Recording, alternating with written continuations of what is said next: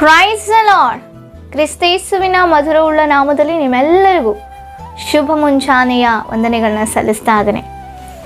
ದೇವರು ನಮ್ಮನ್ನು ಎಷ್ಟೋ ಪ್ರೀತಿಸಿ ದಿನವನ್ನು ಒದಗಿಸಿಕೊಟ್ಟು, ಕಳೆದ ರಾತ್ರಿಯ ಸುಖ ನಿದ್ರೆಯನ್ನು ಒದಗಿಸಿಕೊಟ್ಟು, ಈ ವರ್ಷದ ಕೊನೆಯ ದಿನದಲ್ಲಿ ನಾವಿರಲಿಕ್ಕೆ ದೇವರು ಕೃಪೆ ಮಾಡಿಕೊಡ್ತಾ ಇರುವಾಗ, ಈ ದಿನ ದೇವರು ನಮಗೆ ಒದಗಿಸಿಕೊಟ್ಟಂಥ ವಾಗ್ದಾನ ವಾಕ್ಯವನ್ನು ನಾವು ಧ್ಯಾನಿಸೋಣ. ಕೀರ್ತನೆಗಳು 146, ಕೀರ್ತನೆ 6ನೇ ವಚನ. ವಾಗ್ದಾನವನ್ನು ಯಾವಾಗಲೂ ನೆರವೇರಿಸುವವನು. ಆಮೇನ್. ಹೌದು ಪ್ರಿಯರೇ, ನನ್ನ ಜೀವ ಸ್ವರೂಪನಾದಂಥ ದೇವರು ವಾಗ್ದಾನವನ್ನು ನೆರವೇರಿಸುವಂಥ ದೇವರು.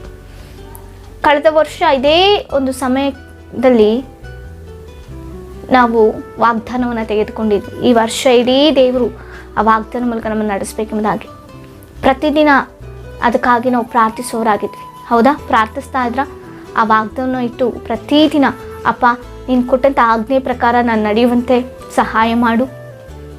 ಅದೇ ರೀತಿ ನೀನು ನನಗೆ ಒದಗಿಸಿದಂಥ ಈ ವಾಗ್ದಾನ ಈ ವರ್ಷದೆಲ್ಲ ಅಪ್ಪ ನನ್ನ ಜೀವನದಲ್ಲಿ ನೆರವೇರಿಸು ಎಂಬುದಾಗಿ ಪ್ರತಿದಿನ ನಾವು ಮುಂಜಾನೆ ಎದ್ದು ಪ್ರಾರ್ಥಿಸ್ತಾ ಇದ್ದೀವ.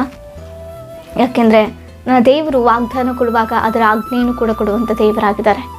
ಆಶೀರ್ವಾದವು ಮಾತ್ರವೇ ಅಲ್ಲ, ನಾವು ಯಾವ ರೀತಿ ನಡೆದುಕೊಳ್ಬೇಕು ಎಂಬುದಾಗಿ ನಮಗೆ ದೇವರು ತಿಳಿಸುವಾಗ ಆ ಪ್ರಕಾರ ನಾವು ದೇವರ ಚಿತ್ತಕ್ಕೆ ನಾವು ವಿಧೇಯರಾಗಿ ಆತನ ಆಜ್ಞೆಗೆ ಒಳಗಾಗಿ ಆತನ ಆಜ್ಞೆಯನ್ನು ಕೈಗೊಂಡುವಾಗ ನಮ್ಮ ಜೀವನದಲ್ಲಿ ಹೇರಳವಾದ ಆಶೀರ್ವಾದವನ್ನು ದೇವರು ಒದಗಿಸಿಕೊಡುವಂಥ ದೇವರಾಗಿದ್ದಾರೆ. ಅದೇ ವಾಕ್ಯವು ಕೂಡ ಹೇಳ್ತಾ ಇರುವಂಥದ್ದು, ವಾಗ್ದಾನವನ್ನು ಯಾವಾಗಲೂ ಕೂಡ ನೆರವೇರಿಸುವಂಥ ದೇವರು. ವಾಗ್ದಾನ ಮಾಡಿದಾತನು ಆತನು ನಂಬಿಗಸ್ತನು. ಆಮೇಲೆ ಆ ನಂಬಿಗಸ್ತನು ಆ ವಾಗ್ದಾನ ನಮಗೆ ಕೊಟ್ಟಂಥ ವಾಗ್ದಾನವನ್ನ ನಾವು ಹೊಂದಿಕೊಳ್ಬೇಕೆಂಬುದಾಗಿ ನಮ್ಮ ಜೀವನವನ್ನು ನೋಡುವಂಥ ದೇವರು.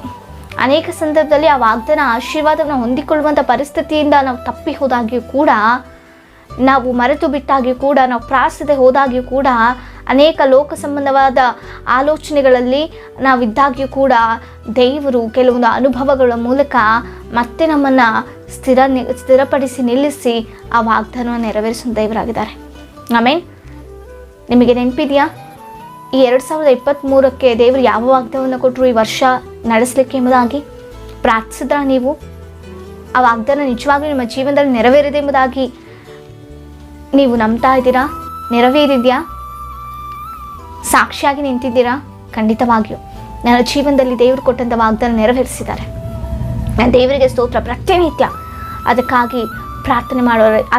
ಅದೇ ರೀತಿಯಲ್ಲಿ ಆಜ್ಞೆಯನ್ನು ಕೂಡ ನಾನು ಪ್ರಾರ್ಥಿಸಿ, ಅಪ್ಪ ಸಹಾಯ ಮಾಡು, ಈ ಆಜ್ಞೆಯ ಪ್ರಕಾರ ನಡೀಲಿಕ್ಕೆ ನೀನು ಕೃಪೆ ತೋರಿಸು ಸ್ವಾಮಿ.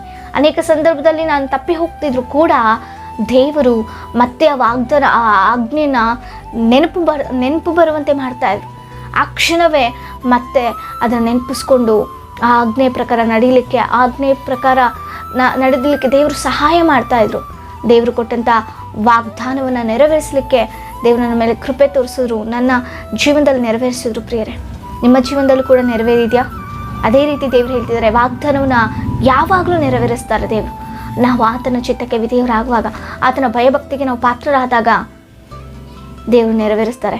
ಈಗ ಮತ್ತೆ ನಾವು ವಾಗ್ದಾನ ತೆಗೆದುಕೊಳ್ಳಿಕ್ಕೆ 2024 31st ನೈಟ್ ಸಭೆಗಳಿಗೆ ಹೋಗಿ ವಾಗ್ದಾನಕ್ಕಾಗಿ ಎದುರು ನೋಡ್ತಾ ಇರ್ತೇವೆ. ಅನೇಕರು ವಾಗ್ದಾನ ತೆಗೆದುಕೊಳ್ಬೇಕೆಂಬುದಾಗಿ ಉಪವಾಸವಿದ್ದು ಪ್ರಾರ್ಥನೆ ಮಾಡ್ತಾರೆ. ದೇವರಿಗೆ ಸ್ತೋತ್ರ. ಅಂಥ ಸಿದ್ಧತೆ ನಮ್ಮಲ್ಲಿದೆ.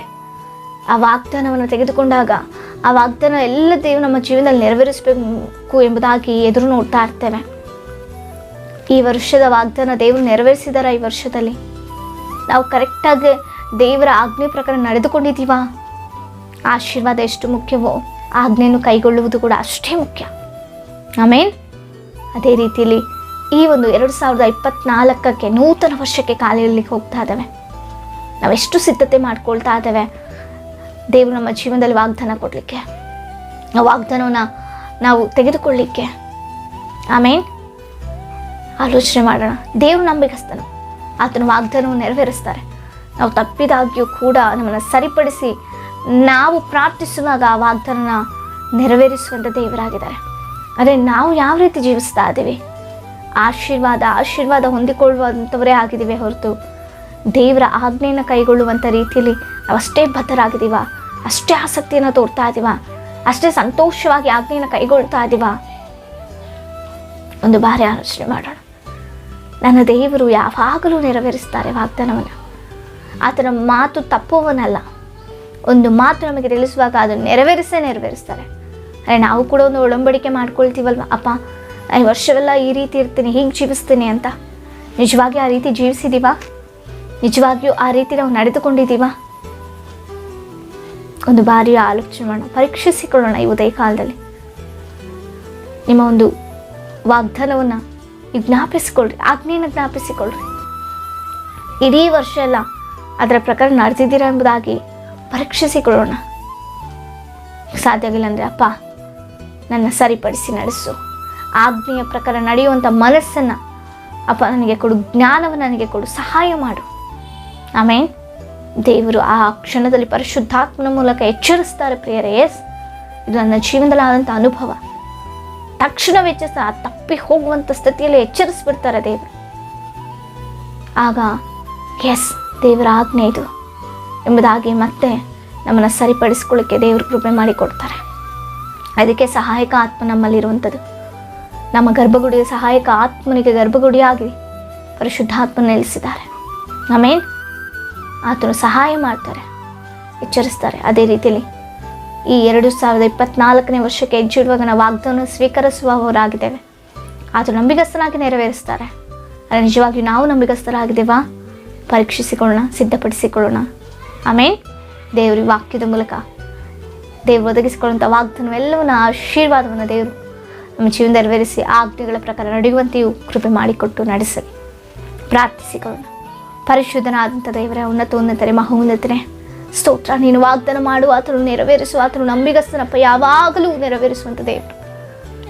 ಎಷ್ಟೋ ಆಶೀರ್ವಾದಗಳು ನಮಗೆ ಕೊಟ್ಟಿದ್ದೀರಿ, ಆಜ್ಞೆಗಳನ್ನು ಕೊಟ್ಟಿದ್ದೀರಿ. ಆಜ್ಞೆ ಪ್ರಕಾರ ನಡೆದು ಅಪ್ಪ ನಿಮ್ಮಿಂದ ನಾವು ಆಶೀರ್ವಾದ ಹೊಂದಿಕೊಳ್ಳುವಂಥ ಕೃಪೆ ಒದಗಿಸಿಕೊಡು. ಅನೇಕ ಸಂದರ್ಭದಲ್ಲಿ ಸೈತಾನು ನಮ್ಮನ್ನು ತಪ್ಪಿಸ್ತಾ ಇರ್ತಾನೆ. ಆದಾಗ್ಯೂ ಅಪ್ಪ ನಿನ್ನ ಸಮ್ಮುಖದಲ್ಲಿ ನಾವು ಇರುವಾಗ ಕರ್ತನೆ ಪ್ರತಿಯೊಂದಕ್ಕೂ ಜಯ ಕೊಡುವಂಥ ದೇವರು. ಯಾರ್ಯಾರು ಕರ್ತನೆ ತನ್ನ ಜೀವನದಲ್ಲಿ ವಾಗ್ದಾನವನ್ನು ನೆರವೇರಬೇಕು ಎಂಬುದಾಗಿ ಆಸೆ ಆಕಾಂಕ್ಷೆಯಿಂದ ಅವ್ರ ಜೀವನದಲ್ಲಿ ಕರ್ತನೆ ಕೊಟ್ಟಂಥ ಆಜ್ಞೆಯನ್ನು ಅವರು ಅನುಸರಿಸಿ ಅಪ್ಪ ನೀನು ಕೊಟ್ಟಂಥ ವಾಗ್ದಾನವನ್ನು ಅಪ್ಪ ಅವ್ರ ಜೀವನದಲ್ಲಿ ಅನುಭವಿಸುವಂತೆ ಕೃಪೆ ಮಾಡಿಕೊಡು. ಎಲ್ಲವನ್ನೂ ನಿನ್ನ ಕರಗಳಿಗೆ ಒಪ್ಪಿಸಿ ನಜರೇತಿನ ಯೇಸುವಿನ ದೇವರ ನಾಮದಲ್ಲಿ ಬೇಡಿ ಹೊಂದಿಕೊಳ್ಳುತ್ತವೆ ಜೀವವುಳ್ಳ ಪರಲೋಕದ ಪರಮ ತಂದೆಯೇ, ಆಮೇನ್. Price the lord.